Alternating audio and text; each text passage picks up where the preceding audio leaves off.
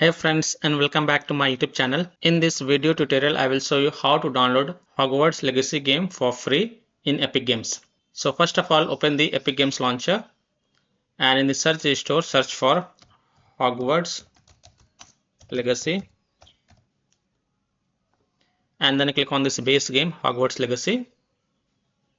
Since the game is already added to my library, so it is showing in library, but you will see the get button and it is completely free currently.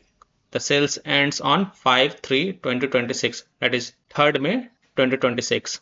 So you will see the get button, so click on get button and then it will place the order, and after placing the order you will see view in library button. So click on view in library button, and when you go to the library you will see the Hogwarts Legacy game is added to your library and you will see the install button. So click on install and the size is 92.38 GB.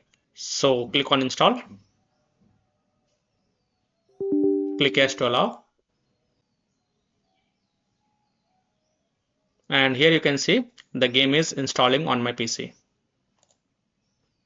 So I hope by following these steps you can easily download or install Hogwarts Legacy game for free via the Epic Games launcher until 3rd May 2026. So that's all for this video.